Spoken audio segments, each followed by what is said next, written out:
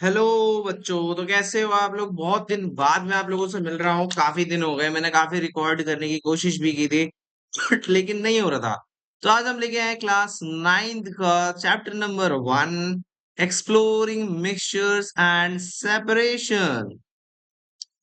तो मैं बता दूं कि हमने मिक्सचर पूरा कवर कर लिया था, फिर बच्चों ने कमेंट करना शुरू किया, सर सेपरेशन नहीं है, सेपरेशन नहीं है।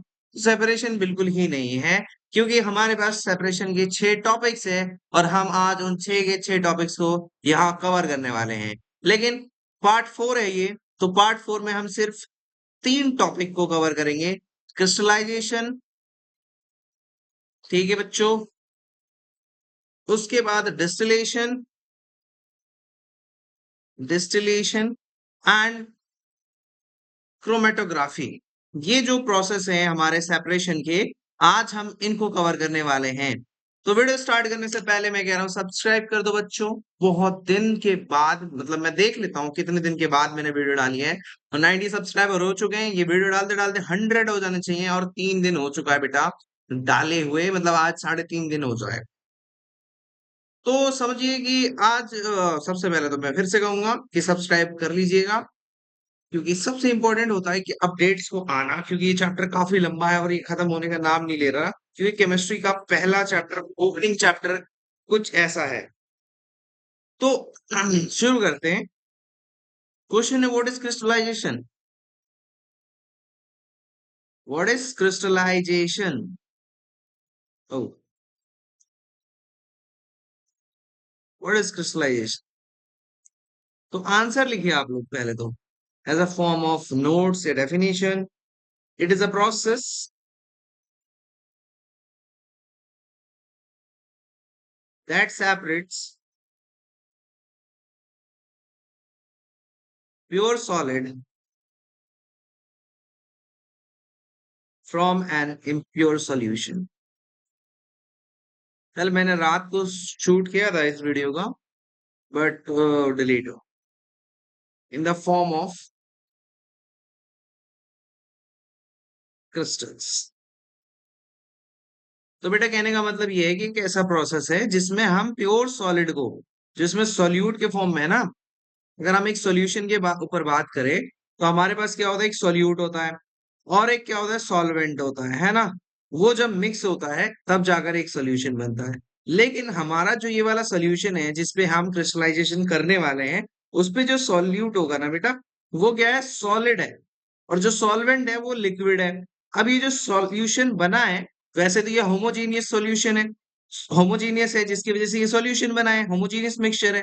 तो उसमें से अगर हमें प्योर सॉलिड को बाहर निकालना है, सेपरेट करना है ना, पानी को अलग, मतलब लिक्विड को अलग और सॉलिड को अलग, तो उसके लिए हम क्रिस्टलाइजेशन मेथड का करते हैं। तो प्योर सॉलिड को निकालते हैं किस में से, एक इम्प्योर सॉल्यूशन में से। और किस फॉर्म में निकालते हैं भाई, क्रिस्टल के फॉर्म में से निकालते हैं। ठीक है। अब नॉर्मल सी बात है, ये कॉपर सल्फेट में बहुत ज्यादा होता है। ठीक है। प्रोसीजर पढ़ेंगे, क्रिस्टलाइजेशन क्यों अच्छी होती है, ये सब कुछ हम पढ़ने वाले हैं। तो सब्सक्राइब नहीं किया तो कर दो। किस किस केस में करते देखो, इस केस में होता क्या है। इन दिस केस, लिखिए आप लोग, ये मैंने लाइव किया था जब मैं 11th में था तब। हमारे प्रैक्टिकल होते थे, मेरे पास पीसीएम भी था, तो उसमें प्रैक्टिकल होता था ये। ठीक है। तो बेटा लिखो, a solution is heated in an open container. एक ओपन कंटेनर में सोल्यूशन को हीट किया जाता है। मैं देख रहा हूं कि रिकॉर्डिंग ऑन है या नहीं, आज भी पता चला ऑन नहीं है, सारी मेहनत खराब हो जाएगी। तो सोल्यूशन को हीट किया जाता है एक ओपन कंटेनर में, then it left to cool, ठंडा होने के लिए छोड़ दिया जाता है। हमें भी क्या करा था, कॉपर सल्फेट का सोल्यूशन बना के उसको गरम वरम करवा के एक दिन बाद जाके वो क्रिस्टल बना था। ठीक है। ये होने वाला है। तो यहाँ पर हमारा क्या होगा, आफ्टर सम टाइम, हमने तो एक दिन लगा था, लेकिन कुछ टाइम बाद क्या होगा, प्योर सॉलिड्स आर फॉर्म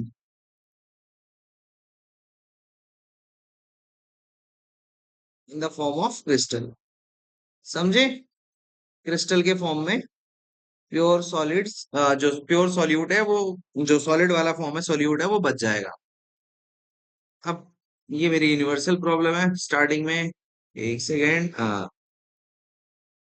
चलिए, एप्लीकेशंस कहाँ यूज होता है क्रिस्टलाइजेशन का, वो भी पता होना चाहिए मेरे बालकों को।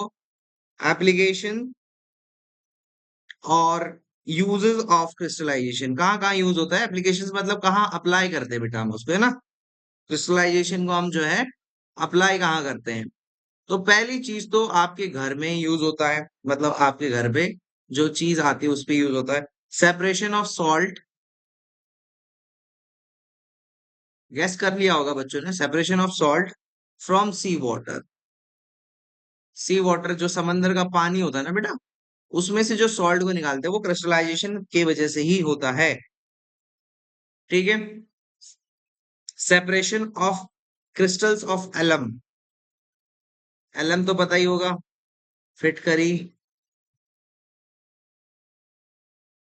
Crystals of alum, separation of crystal of alum from impure solution. कल मैं एक अनाउंसमेंट ही कर रहा था कि बच्चों की मतलब साइंस की बुक कुछ मेरे स्टूडेंट्स बता रहे हैं कि आ चुकी है, एनसीईआरटी की बुक आ चुकी है साइंस की। तो वो जाके परचेज करो अगर आपके नियर बाय स्टोर में है कहीं पर, क्योंकि एनसीईआरटी की बुक्स आपके पास होनी बहुत जरूरी है। ठीक है। मैथ्स की शायद अभी नहीं आई है, बट हिंदी मैंने एक बुक भी उस पे वीडियो भी डाला है, हिंदी की आ चुकी है गंगा, इंग्लिश की कावेरी आ चुकी है, और मेरे पास अभी अपडेट आई है साइंस की एसएसटी और मैथ्स के लिए मैं कंफर्म नहीं हूँ, एक बार आप लोग पता लगाइए और बुक को खरीदिए। ठीक है बेटा। दो एप्लीकेशंस मैंने क्या लिख दिए कि सॉल्ट को आप सी वाटर से जैसे निकालते हैं उस फॉर्म को क्रिस्टलाइजेशन कहते हैं, जैसे वो धूप में गर्म करते हैं, हीट करते हैं और छोड़ के चले जाते हैं। ठीक है। क्रिस्टल्स ऑफ एलम यानी कि जो फिटकरी होती है, फिटकरी, उसको इम्प्योर सैंपल में से निकाला जाता है, फिटकरी को भी इम्प्योरिटी से निकाला जाता है as a form of crystals. और तीसरा बेटा होता है separation of pure copper sulphate, जो हमने किया था एक्चुअल में, pure copper sulphate from impure samples. ठीक है। प्योर कॉपर सल्फेट को आप निकाल सकते हो उसके इम्प्योर सैंपल से, और ये आपको अगर नाइन्थ में हो शायद आपसे कराना स्टार्ट कर दे। मैंने 11 में किया था, मेरे पास साइंस साइड थी, पीसीएम भी ले रखी थी। तो केमिस्ट्री का लास्ट में 11 के एंड में हमें जो प्रैक्टिकल करवाया गया था वो यही वाला प्रैक्टिकल था। ठीक है। अब होता क्या है, कैसे करेंगे, क्रिस्टल निकलेगा कैसे, उसको समझते हैं। ठीक है। चलो भाई, प्रोसीजर समझाता हूँ मेरे बच्चों को। प्रोसीजर शायद प्रैक्टिकली इसी का आप लोगों का मतलब बढ़िया कर दिया, वैसे तो आप ज्यादा अच्छी चीजें ला दी है। शॉर्ट में लिख रहा हूं। Take some amount of impure copper sulphate solution, पूरा ही लिख दिया मैंने तो, copper sulphate solution in a china dish. China dish बेटा एक छोटा सा कटोरे जैसा बर्तन होता है, पेट्री डिश, चाइना डिश, इनका इस्तेमाल होता है लैब्स में, है ना। तो हमें इम्प्योर कॉपर सल्फेट को ले लेना है एक चाइना डिश में, इम्प्योर होना चाहिए मतलब प्योर, तो हम बनाएंगे ना उसका प्योर। ये फर्स्ट स्टेप था। सेकंड स्टेप है dissolve it in minimum amount of water, पानी घोल दो इसमें। ठीक है। पानी के साथ इसको डिसॉल्व कर दो, मिक्स कर दो, dissolve it in minimum, minimum amount of water, कम से कम पानी में रखो। अब फिल्टर द इम्प्योरिटीज, जो बकवास जो इम्प्योरिटीज हैं उसको फिल्टर कर दो, फिल्टर द इम्प्योरिटीज, इम्प्योरिटी को फिल्टर कर दो।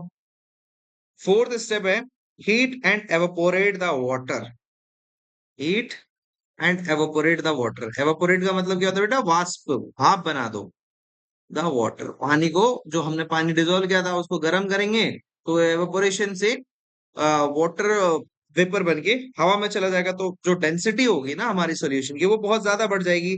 तो to get a saturated solution, तो हमें क्या मिलेगा, एक सेचुरेटेड सॉल्यूशन मिलेगा।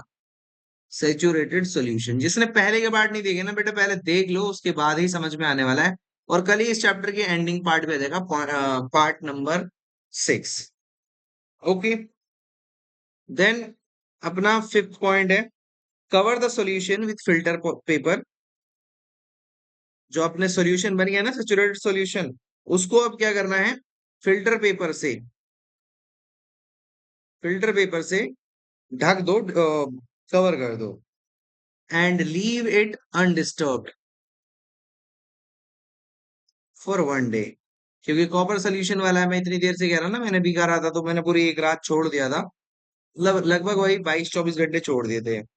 तो कूल डाउन, ठंडा होने दो at room temperature. Room temperature कितना होता है सर, 298 केल्विन और 25 डिग्री सेल्सियस। इस पे रूम टेम्परेचर पे छोड़ दो, ठीक है। अब क्या होगा, क्रिस्टल्स आर फॉर्म्ड, अगले दिन जाओगे, ओ हो क्रिस्टल्स बन चुके हैं, बिल्कुल ऐसा लगेगा नीले हीरे ढूंढ लिया आप लोगों ने। Crystals are formed while impurities, थोड़ा सा ना ये प्रैक्टिकल टाइप की चीज है ना, तो लिखवानी ज्यादा पड़ रही है। आर लेफ्ट इन सोल्यूशन, जो इम्प्योरिटीज है वो सोल्यूशन में ही रह जाएंगे, और जो क्रिस्टल है वो बन जाएगा। ठीक है बेटा। अब आप क्या करो, फिल्टर पेपर लो, पोर अप कर दो, पोर द कूल्ड सोल्यूशन, जो ठंडा सोल्यूशन हो गया था, है ना, वो फिल्टर पेपर से कर लो, और आपको सिंपल सी बात है, क्रिस्टल्स मिल जाएंगे। हुआ, filter paper, obtain the crystals and dry। तो समझते हैं एक बार जल्दी जल्दी में स्कोर एक बार। सबसे पहले हमें लेना है कुछ इम्प्योर कॉपर सल्फेट, जो कि बहुत ज्यादा इंपॉर्टेंट है इस एक्टिविटी में। Copper sulphate, impure copper sulphate का सोल्यूशन लेना है किसमें, चाइना डिश में, है ना।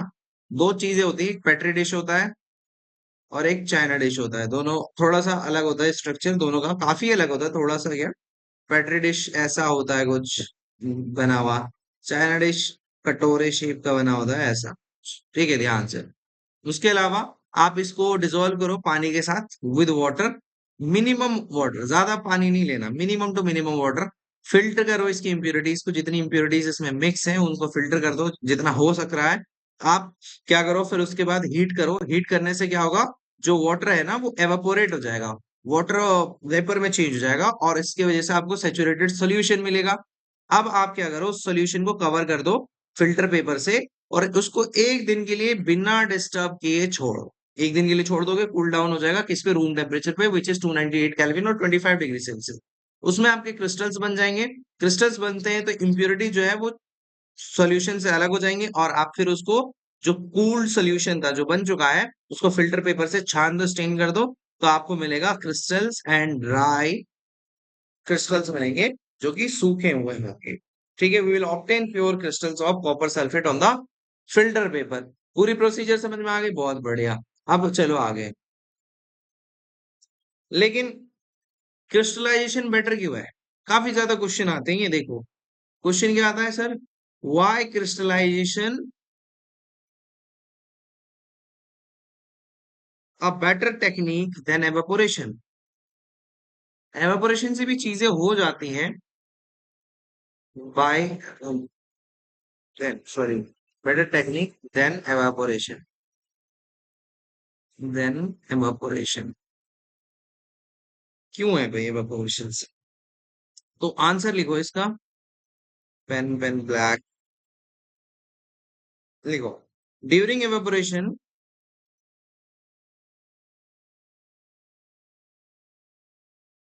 we heat the solid,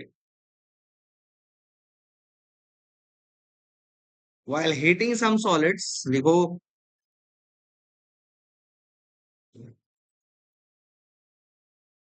get decomposed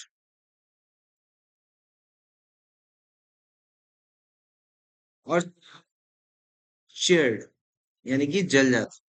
ठीक है, जैसे एग्जाम्पल ले लो, sugar, this is not problem in crystallisation.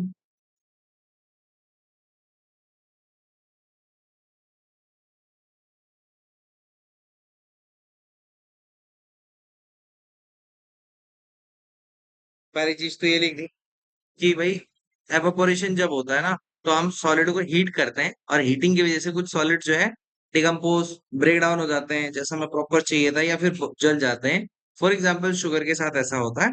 ठीक है, इसीलिए एवेपोरेशन उतना ज्यादा इफेक्टिव टेक्निक नहीं है, बट क्रिस्टलाइजेशन उसके कंपैरिजन में ज्यादा बेटर है।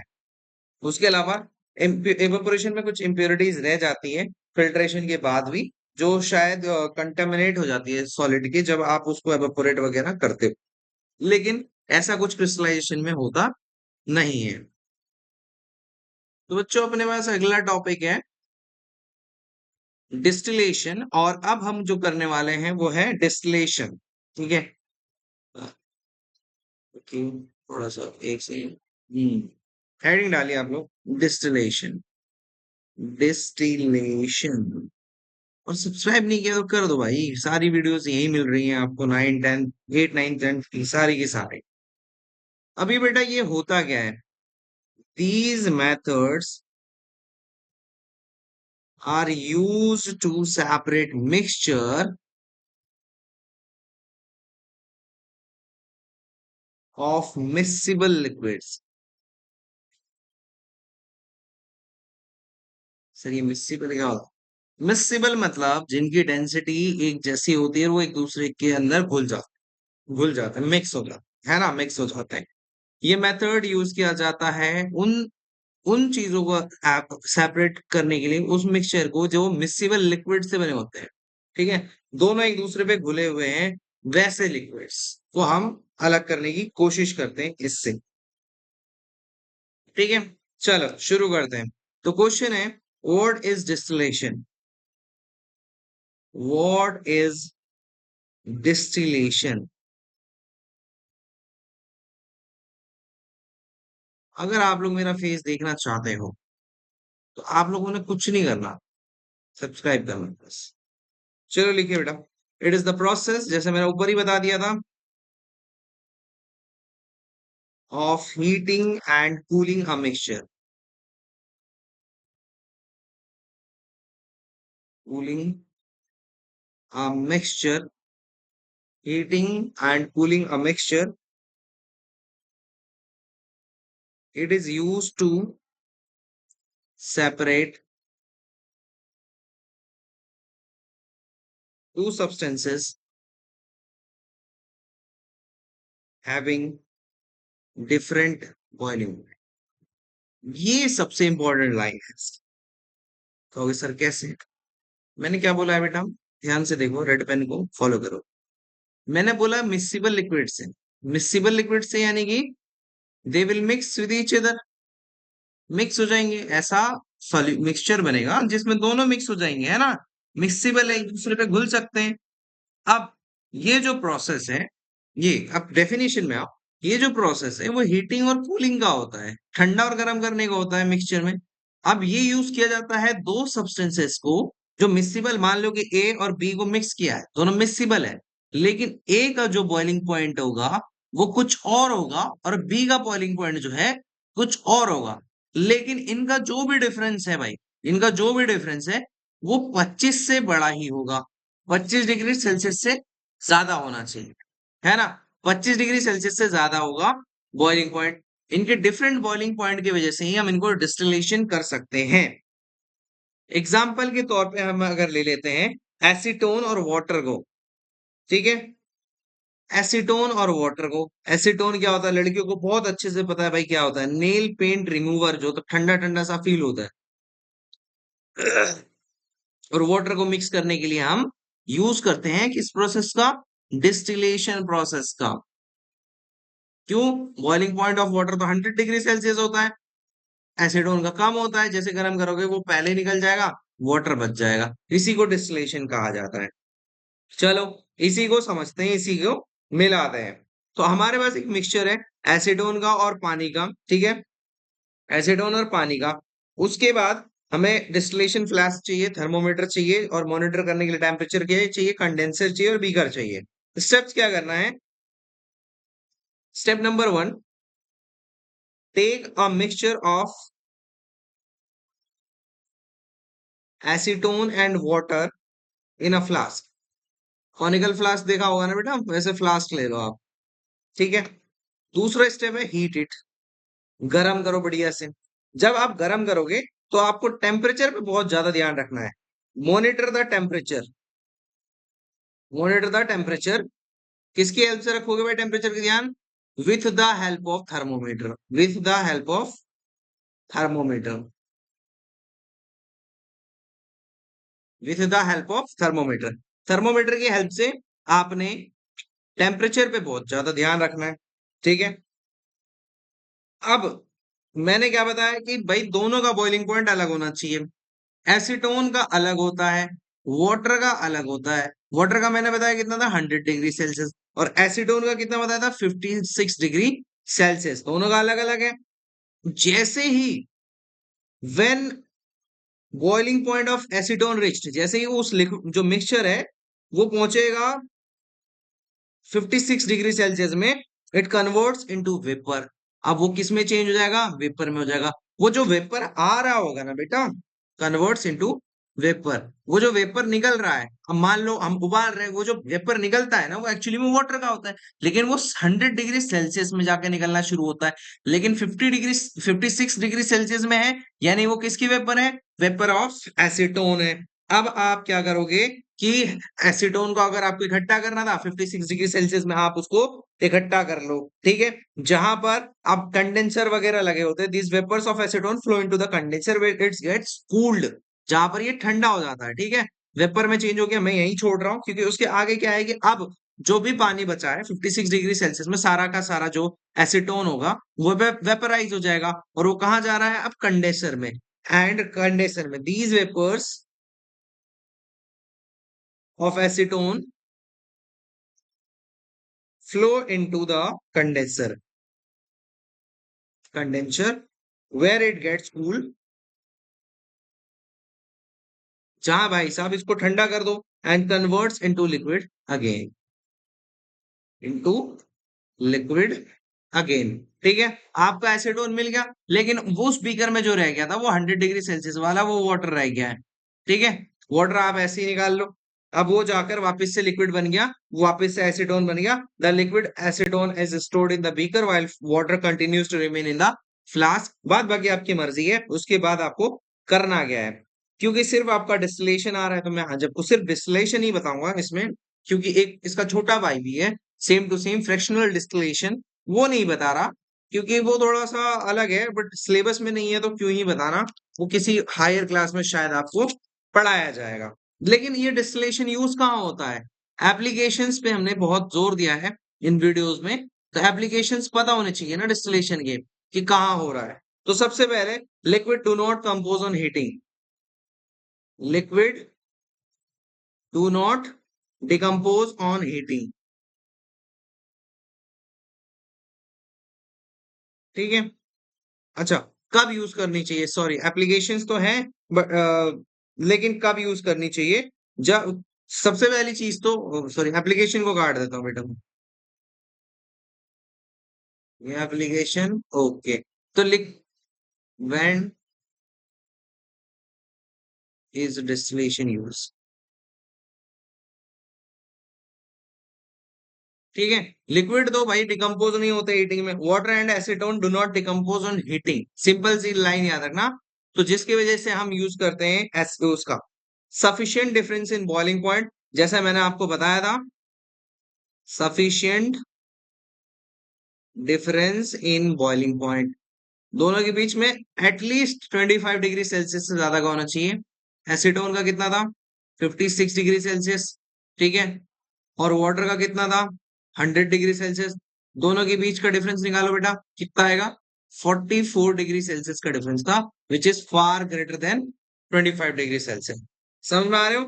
ये सारी चीजें यूज रखनी चाहिए। मैंने बता दिया है 25 डिग्री सेल्सियस वाला।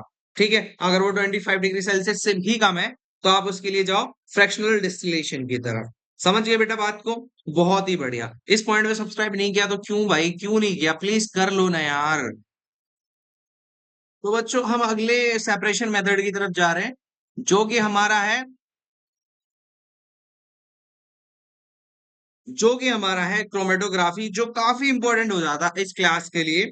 ठीक है। ऐसे भी बहुत शोर आ रहा है, आज मैं बहुत बाहर हूँ, लेकिन मुझे लगा आज आप लोगों को वीडियो नहीं दी तो आप लोग नाराज हो जाओगे। तो देना पड़ रहा है, और मैं नहीं चाहता कि हमारी जो प्रोग्रेस है वो रुके। मैं डेली लाना चाहता हूँ, बट डेली थोड़ा सा इम्पॉसिबल सा हो जाता है आजकल। तो मुझे कुछ तो करना पड़ेगा। जब भी आ रहा है वीडियोस को अब जरूर देखो, है ना। मैं मतलब चाहता हूँ कि अप्रैल तक ये, सॉरी, अगस्त तक सारा सिलेबस खत्म हो जाए 8 9 10 का। ठीक है बेटा। वैसे 10th का रिजल्ट आ गया है, आप लोगों को मजा आया होगा। बट आगे एक बार इस चीज को देखते हैं कि क्रोमेटोग्राफी होती क्या चीज है। एक सेकंड, एक सेकंड, एक सेकंड। बेसिकली जो क्रोमेटोग्राफी होती है वो, लिख लेते हैं इसको। Chromatography is use to separate two or more dissolved solids in a solution, solids in a solution। तो क्रोमेटोग्राफी बेसिकली होता क्या है बेटा, इसमें और दो से ज्यादा डिजोल्व सॉलिड्स होते हैं ना। दो से ज्यादा डिजोल्व सॉलिड्स होते हैं एक सोल्यूशन में। मतलब ऐसा कुछ बनाओ, A+B+C, और आपको एक सोल्यूशन दे रहा है डी। डी एक सोल्यूशन है, लेकिन इस पे मान लो कि ये वाटर है, ये कोई भी लिक्विड है। ठीक है। इस पे दो सॉलिड खुले हुए, ए और बी दोनों मिक्स है इसमें। ठीक है। ऐसी चीजें हैं तो सिंपल सी बात है। अब घुले हुए होते हैं, लेकिन किसमें? Dissolve in very small quantities, in very small quantities, बहुत कम क्वांटिटीज में वो घुले होते हैं, बहुत कम क्वांटिटीज में घुले होते हैं। जैसे different dyes from black ink, ये सारी चीजें होती है। लेकिन क्रोमोटोग्राफी होती क्या है ऐसे? चलिए, तो लिखिए क्रोमेटोग्राफी, या तो व्हाट इज क्रोमेटोग्राफी लिख के लिखिए, या तो सिंपली क्रोमेटोग्राफी की डेफिनेशन लिखिए। मैं इस बार डेफिनेशन फॉर्म में लिखवा रहा हूँ। इट इज, थोड़ा बहुत लैग कर रहा है, ओ पानी गिर गया, मतलब बोलते बोलते। It is technique use to separate different solutes that dissolve in the same solvent. This technique is used for separation of different colors। ठीक है। तो क्रोमेटोग्राफी क्या होती है कि ऐसी टेक्निक होती है बेटा जिसमें हम डिफरेंट डिफरेंट सोल्यूट्स को, दो डिफरेंट सोल्यूट्स को निकालते हैं, सेपरेट करते हैं, जो एक ही सॉल्वेंट में डिसॉल्व हुआ हो। और ये अलग अलग कलर्स के, मतलब डिफरेंट कलर्स के सेपरेशन के फॉर्म में यूज होता है।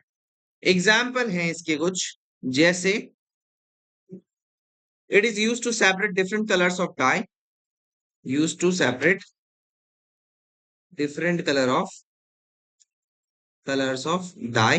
अब आप कहोगे सर यहाँ पर कलर्स की स्पेलिंग अलग है, यहाँ कलर, हाँ यार ये अमेरिकन है, ये ब्रिटिश है, कुछ भी लिख लो। ठीक है। Use to separate drugs from blood. बेटे पकड़े जाओगे तो मार खाओगे। क्रोमेटोग्राफी तो बाद में होगी, पहले आपको तो पीटा जाएगा। ठीक है। ब्लड से ड्रग्स को अलग करने के लिए, और use to separate different colours from pigment. ठीक है। इसके लिए ये यूज होता है। अब क्या सेंट्रल आइडिया होता है इसके पीछे, क्योंकि मतलब ये कैसे अलग कर देगा, दो चीज घुले हुए हैं, ऐसे कैसे, कौन सा जादू होगा? तो इसको हम कहते हैं सेंट्रल आइडिया, जिस पर ये काम करता है। क्या सेंट्रल आइडिया है? तो मैं आपको बताता हूँ। सबसे पहले बेसिक लाइफ की एग्जाम्पल से समझते हैं। मेरा भाई है, ठीक है, अजीत कुल्लड़। हिंदी में नाम लिखूंगा भाई मैं उसका भाई चीगू बदमाश। ठीक है। और एक उसका बहुत दूर का भाई है, गोवा का लड़का, मतलब हमारे गोवा का लड़का, हम्पी सिंह। ठीक है। अब अजीत कुल्लड़ का भाई मैं हूँ चीकू बदमाश, और हम्पी सिंह भी है। ठीक है। तो मैं जो चीकू बदमाश हूँ, अब हम दोनों का जो बॉन्ड है ना, अजीत कुल्लड़ और चीकू बदमाश का, ये कुछ बढ़िया रहेगा। ज्यादा रहेगा ना, अजीत कुल्लड़ और हम्पी सिंह से तो ज्यादा ही रहेगा। तो अजीत कुल्लड़ एंड चीरू बदमाश has a more stronger bond, have more stronger bond than Ajit Kullad and Hampi Singh. ठीक है, क्योंकि हम दोनों का भाई है, हम दोनों का रिलेशन अजीत कुल्लड़ से है ही है, लेकिन हम दोनों का ना थोड़ा रिलेशन में भी परसेंटेज होता है ना, मैं इसको ज्यादा प्यार करता हूँ, इसको कम प्यार करता हूँ, इसी सेंट्रल आइडिया में ये चलता है। मतलब कहा जाता है डिफरेंट सोल्यूट्स हैव डिफरेंट सोल्यूबिलिटीज। मतलब सर, हाँ भाई, अलग अलग सोल्यूट किसी सॉल्वेंट के साथ अलग अलग हिसाब किताब का घुलता है, किसी अलग अलग हिसाब किताब के साथ घुलता है इन अ सॉल्वेंट। यानी कि जैसा मेरा और अजीत कुल्लड़ का प्यार था, जरूरी नहीं है ना हम्पी सिंह और अजीत कुल्लड़ का भी प्यार है, थोड़ा बहुत कम तो होगा, ये ज्यादा भी हो सकता है, जरूरी नहीं है हमेशा। तो यही है कि अलग अलग सॉल्यूट जो है बेटा, उनकी सॉल्युबिलिटी जो है एक सॉल्वेंट में अलग अलग हो सकती है, अलग अलग परसेंटेज हो सकते हैं। और यही यहीं से जो सेंट्रल आइडिया निकलता है क्रोमोटोग्राफी का, क्रोमेटोग्राफी का, वो यही है कि दो अलग अलग सोल्यूबिलिटी है, दोनों की डिफरेंट सोल्यूबिलिटी है, तो इसके वजह से उनको इस्तेमाल किया जाता है। अब हम इसकी वजह से क्या अगर यूज करते हैं, डिफरेंट कलर्स ऑफ डाई। ठीक है, separating different colours of dye, चलो इसको सेपरेट करके देखते हैं अपन। डिफरेंट सेपरेटिंग, हाँ, डिफरेंट लिखते हैं, different colours of die.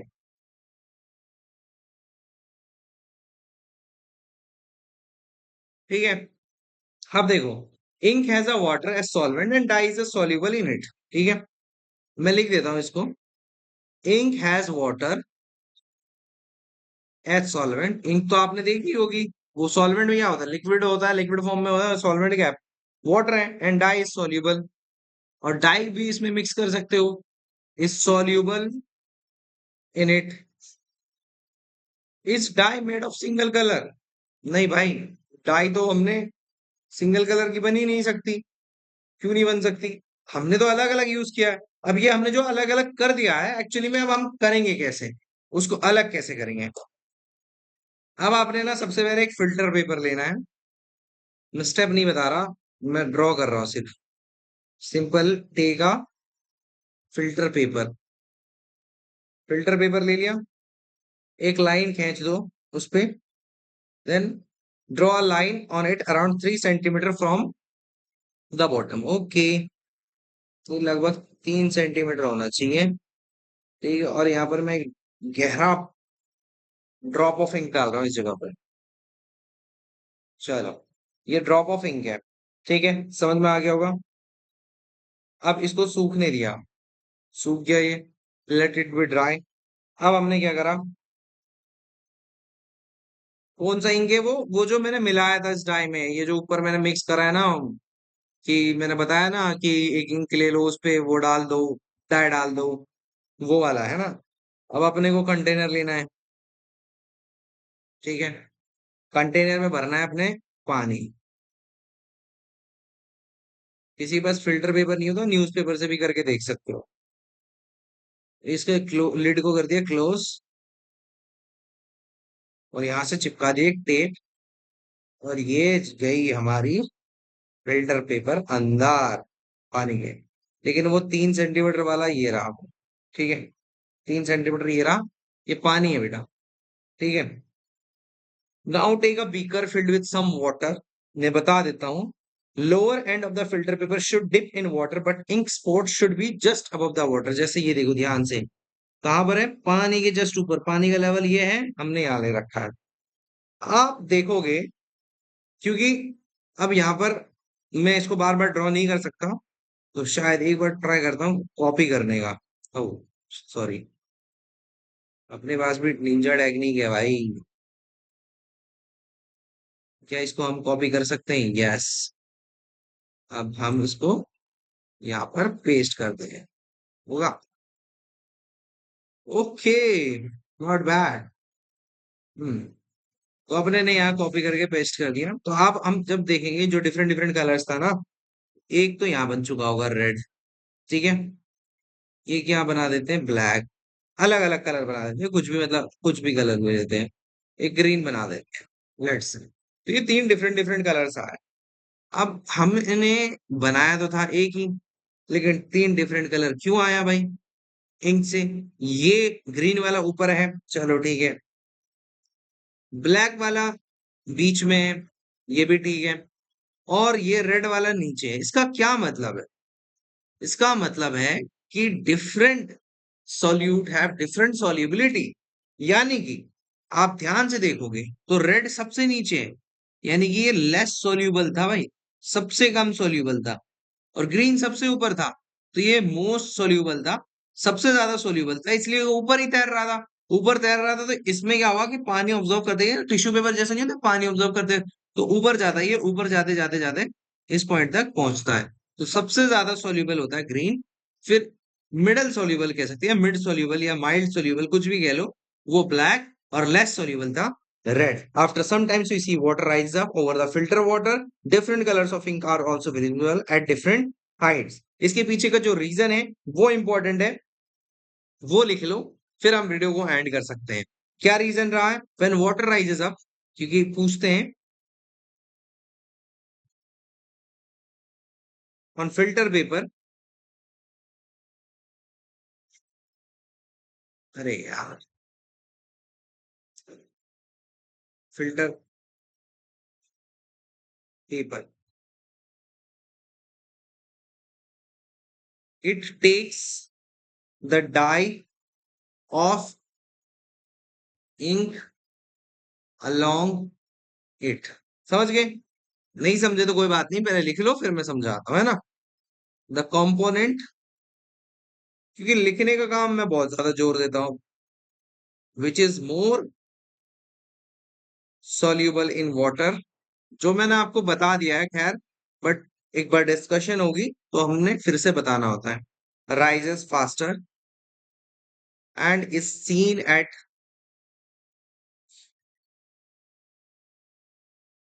Higher position. कल मैं पूरी कोशिश करूंगा कि कल ही कल में मैं इसका अगला पार्ट लेकर आऊं और खत्म करवाऊं, ठीक है। और बेटा जिसके पास बुक नहीं है, ये पुरानी बुक का सेकंड चैप्टर था, तो आप वहां से इसका आइडिया लगा सकते हो, वो आप पढ़ो आराम से, समझे? मतलब पुरानी वाले बुक में भी सेम सेकंड चैप्टर है ये वाला, उसकी इतनी टेंशन मत लो कि बुक नहीं है।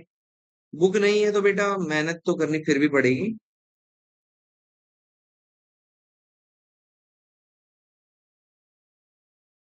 चलो जी, तो समझते हैं हुआ क्या है कहानी में, किस्से में हुआ क्या है कि when water rises up on filter paper, it takes the dye of ink along it. अब मैंने यहाँ पर डुबाया था ना, देखो इतना पोर्शन मैंने पानी से डुबाया था, तो ये क्या है, पानी अपने आप ऊपर जाने लगा था, क्योंकि ये टिश्यू पेपर की तरह होता है, फिल्टर पेपर बहुत ज्यादा सॉफ्ट होता है।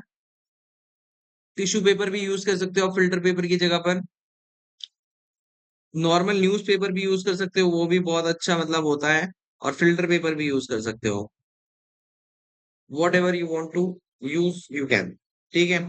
तो अब पानी के साथ ये वाला जो पॉइंट में हमने इंक रखा था, जो इस पिक्चर में साफ साफ दिख रहा है, ये वाला इंक ऊपर जाता है। जब ये ऊपर जाता है तो जो कंपोनेंट सबसे ज्यादा सोल्यूबल था वाटर के साथ, वो सबसे ज्यादा ऊपर चला जाता है। ये देखो, जो मैंने बताया था, ये ग्रीन वाला सबसे ऊपर जाता है और हायर पोजीशन में दिखता है, लेकिन जो कंपोनेंट सबसे कम सोल्यूबल था वो सबसे नीचे वाले पोजीशन में दिखता है, जो कि है रेड वाला। तो बेटा आज की क्लास में हम इतना ही करने वाले हैं, मिलते हैं आपको नेक्स्ट क्लास में। और हमने तीन टॉपिक कवर कर लिए हैं, तीन सेपरेशन के मेथड बाकी है। At the end of the video I just want to say that please subscribe for upcoming videos and for preparing NDA, JEE and NEET. तो बाय बच्चों, मिलते हैं कल।